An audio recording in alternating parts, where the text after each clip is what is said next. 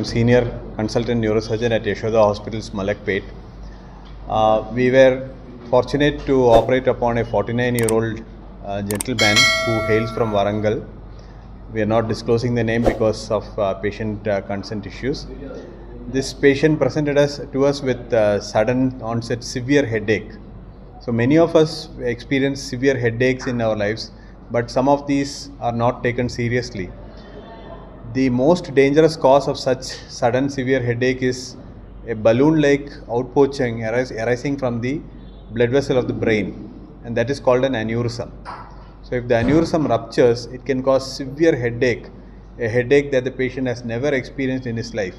So if you also come across any patient who has sudden severe headache, he has to seek medical attention immediately. In this case, this patient had a aneurysm of the brain, that is a balloon-like projection from one of the major blood vessels of the brain, and it was very large in size and it had ruptured into the brain. So such a situation is life-threatening, and if immediately we don't do surgery, it can lead to death of the patient because there will be tremendous pressure inside the skull, inside the brain, and the brain can get damaged. So such patients can develop coma, fits, and can lead to death. So in such cases, we also consider emergency surgery because of this life-threatening situation.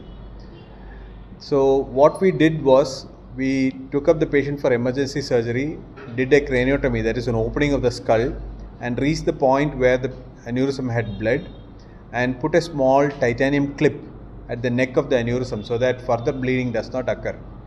So this is a very high-risk surgery, and it is done under microscopic guidance because we need a high zoom situation to operate on this patient safely. The patient was successfully managed, the clip was applied, and the leak of the blood was stopped immediately, and the patient had a very smooth post-operative period. In 5 days time he was discharged, and he is coming for follow-up to our hospital, and he is doing well. నా పేరు doctor Vamsi Reddy. నేను associate consultant neurosurgeon Yashoda Malakpet హాస్పిటల్స్లో. నేను ముందుగా చదువుకున్నంత వరంగల్లోనే, Kakatiya medical college, and వరంగల్లో last year వరకు పనిచేస్తుండే నేను ఇక్కడ neurosurgeon. Sir doctor Jayanand Sudheer my consultant neurosurgeon in Yashoda Malakpet. Sir ఇప్పుడు నా సీనియర్తో పాటు మా గురువు గారు కూడా, నేను సార్ దగ్గరనే నేర్చుకున్నాను న్యూరోసర్జరీ అంతా. సో ఈ పేషెంట్ విషయానికి వస్తే, ఐడెంటిటీ మనం రివీల్ చేయలేము ఎందుకంటే పేషెంట్ కన్సెంట్ లేదు. సో పేషెంట్కి మెయిన్లీ బ్రెయిన్లో ప్రాబ్లం ఉంది. This was a 49-year-old male patient actually.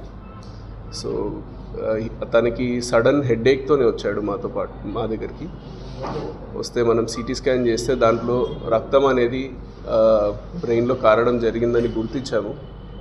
కానీ అది ఎందువల్ల కారిందనేది దానికి మల్టిపుల్ రీజన్స్ ఉంటాయి యాక్చువల్గా. కాకపోతే ఈ పేషెంట్ స్పెసిఫిక్గా రక్తనాళం అనేది బలూన్ లాగా ఉబ్బిపోవడం వల్ల, అది పగలడం వల్ల, బీపీ ఇంకా స్మోకింగ్ హిస్టరీ వీటన్నిటి వల్ల అది వీక్ అయిపోయి పగిలిపోవడం వల్ల సడన్గా బ్రెయిన్లో రక్తం గడ్డగట్టడం జరిగింది.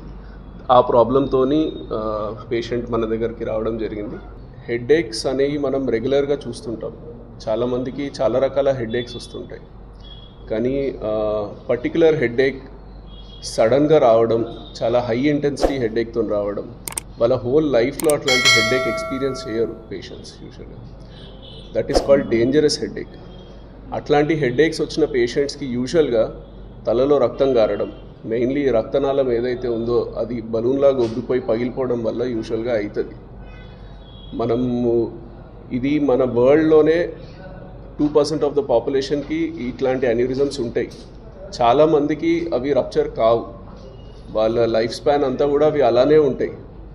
కొంతమందికి మెయిన్లీ బీపీ రావడం కానీ, స్మోకింగ్ హిస్టరీ ఉన్న వాళ్ళకి కానీ, మిగతా జెనెటిక్ ప్రాబ్లమ్స్ ఉన్న వాళ్ళకి ఇది పగిలిపోయే అవకాశం చాలా ఎక్కువ ఉంటుంది. అయితే ఇక్కడ మనం గమనించాల్సింది ఏంటంటే 80% ఆఫ్ ద పేషెంట్స్ ఎవరికైతే ఆ రక్తనాళం పగిలిపోతుందో వాళ్ళు వెంటనే చనిపోవడం జరుగుతుంది. కాకపోతే ఇది ముందు వార్నింగ్ హెడేక్స్ లాగా కూడా చిన్న చిన్న హెడేక్స్ సైన్స్ ఇస్తూ ఉంటుంది. సో అప్పుడు నెగ్లెక్ట్ చేయకూడదు అసలు. హాస్పిటల్కి వచ్చే వాళ్ళు ఆ 20% ఆఫ్ ద పేషెంట్సే హాస్పిటల్స్కి వస్తారు యూజువల్గా. ఆ రక్తనాళం పగిలిపోయిన 20% ఆఫ్ ద పేషెంట్సే హాస్పిటల్కి రావడం జరుగుతుంది. దాంట్లో కూడా 15% మంది ఆల్రెడీ వెంటిలేటర్ మీద కోమా స్టేజ్లోనే వస్తారు. వాళ్ళని కాపాడడం కూడా కష్టమే అవుతుంది. మిగతా 5% మందికే మనం ట్రీట్మెంట్ చేయగలుగుతాం. ఆ 5% మందిలో కూడా 3-4 మాత్రమే బతుకుతారు. మళ్ళీ దాంట్లో కూడా ఒకరో ఇద్దరో చనిపోవడం జరుగుతుంది ఈ ప్రాసెస్లో. It is a dangerous disease. అందుకే మనం ఈ ప్రెస్ మీట్ ముఖ్యాంశం అది.